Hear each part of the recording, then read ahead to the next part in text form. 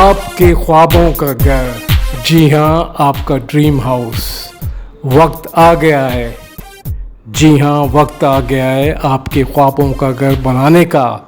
اب کویشچن یہ ہے کہ آیا یہ بنا بنایا لیا جائے یا اسے تعمیر کیا جائے۔ آج کی ویڈیو میں ہم دونوں کے ایڈوانٹیج اور ڈس ایڈوانٹیج آپ کو بتائیں گے۔ بسم اللہ الرحمن الرحیم، السلام علیکم، میں ہوں امین ہارون، صدف اسٹیٹ کے یوٹیوب چینل میں آپ کو خوش آمدید کہتا ہوں۔ آج کی ویڈیو میں ہم آپ کو ڈیٹیل سے ساری انفارمیشن دیں گے کہ آپ اپنے خوابوں کا ڈریم ہاؤس بنا بنایا تیار لیں یا پھر اسے خود سے بنوائیں۔ دونوں صورتوں میں کن کن چیزوں کا خیال رکھنا ضروری ہے اور کیا آپ کے لیے بیسٹ ہے۔ سب سے پہلے ہم بات کرتے ہیں کہ بنا بنایا تیار گھر، یہ بہت ایزی ہے compare to build by yourself. ٹھیک ہے، یہ بہت ایزی ہے کمپیئر ٹو اگر آپ اسے خود اپنے طور پہ بنواتے ہیں۔ اس کا فائدہ یہ ہے کہ آپ کو ٹائم کی بچت ہوتی ہے۔ جہاں اور جس علاقے میں آپ کو گھر چاہیے، پراپرٹی ڈیلر آپ کو وہاں گھر دکھائے گا۔ اگر آپ کو ایک پسند نہیں آتا تو دوسرا دکھائے گا، دوسرا پسند نہیں آتا تو تیسرا دکھائے گا۔ آپ کو وہ 10 گھر دکھائے گا جب تک آپ کو آپ کی پسند کا گھر نہیں مل جاتا۔ آپ کو آپ کی پسند کا گھر ملا، آپ نے آفر دی، آپ کی آفر ایکسیپٹ ہوئی اور آپ 2-3 مہینے کے اندر اپنے نئے گھر میں منتقل ہو گئے۔ آپ کو ٹائم کی بچت ہوتی ہے، سب سے بڑا ایڈوانٹیج اس میں ہے، آپ کا ٹائم بچتا ہے۔ بنا بنایا گھر لینے کا نقصان یہ ہوتا ہے کہ آپ کو پیسے زیادہ لگتے ہیں compare to build by yourself. دوسرا سب سے بڑا نقصان یہ ہوتا ہے کہ آپ کو یہ پتہ نہیں چلتا ہے کہ جس شخص سے آپ نے گھر لیا ہے، آیا اس نے کنسٹرکشن کے وقت سریا، سیمنٹ اور باقی چیزوں کا خیال رکھا ہے، ہر چیز صحیح مقدار میں ڈالی ہے کہ نہیں ڈالی، یا پھر اپنا پیسہ بچایا ہے۔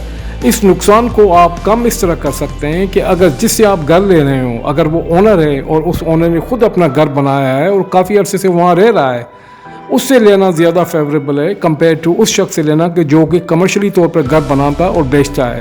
کیونکہ جو اونر ہوتا ہے، اور خاص کر جب اس کا پہلا گھر ہوتا ہے، تو اسے اپنے دل سے بناتا ہے۔ اب بات کرتے ہیں کہ آپ گھر خود سے تعمیر کرواتے ہیں، تو یہ کرنے سے پہلے آپ ایک بات ذہن نشین کر لیں کہ گھر بنانا آسان نہیں ہے، خاص کر پہلی بار گھر بنانا آسان نہیں ہے، اور یہ ہر کسی کے بس کی بات نہیں، کیونکہ سب سے پہلے اس کے لیے آپ کے پاس ٹائم ہونا چاہیے۔ جی ہاں، آپ کے پاس ٹائم ہونا چاہیے، آپ کو کانٹریکٹر اور دوسرے لوگوں سے کام نکلوانا آنا چاہیے، آپ کو لوگوں سے ڈیل کرنا آنا چاہیے، آپ کے پاس پیشنٹ ہونا چاہیے، آپ کو بار بار مارکیٹ میں جانا ہوگا، مختلف چیزیں لینی ہوگی، مختلف لوگوں سے نیگوشیٹ کرنا ہوگا۔ اگر آپ یہ سمجھتے ہیں کہ آپ یہ سب کچھ کر سکتے ہیں، تو آپ اپنے گھر بنوانے کے لیے کانٹریکٹر کا انتخاب کریں اور بڑے سوچ سمجھ کے کریں۔ تو مارکیٹ سے ریسرچ کرنی پڑے گی کانٹریکٹر کے متعلق کہ اس کانٹریکٹر نے جس کو آپ چوز کرنے والے ہیں، اس نے اچھا کام کیا ہے، لوگوں کی رائے کیا ہے۔ ٹھیک ہے، اگر آپ کو یہ کانٹریکٹر کی معلومات تسلی بخش لگتی ہیں، تو سب سے پہلے آپ ساری چیزیں ڈیٹیل میں کانٹریکٹ بناتے وقت اس میں لکھیں، اور آپ نے ریسرچ کی، آپ کو اچھا کانٹریکٹر مل گیا، آپ کو مارکیٹ سے پتہ چلا یہ کانٹریکٹر صحیح ہے، اس نے اچھا کام کیا ہے، آپ نے اسے ہائر کیا، مگر کانٹریکٹ بناتے وقت آپ ہر چیز ڈیٹیل میں لکھیں۔ خاص کر ان باتوں کو آپ کانٹریکٹ میں مسٹ مینشن کریں۔ سب سے پہلے پیمنٹ ٹائم اسکیجول، یہ آپ ضرور مینشن کریں کہ آپ کب اور کیسے گریجولی آہستہ آہستہ پیسے دیں گے۔ اگر کانٹریکٹر نے 5 لاکھ کا کام کیا ہوا ہے، تو آپ اسے 5 یا 6 لاکھ دیں گے، نہ کہ 10 لاکھ روپے۔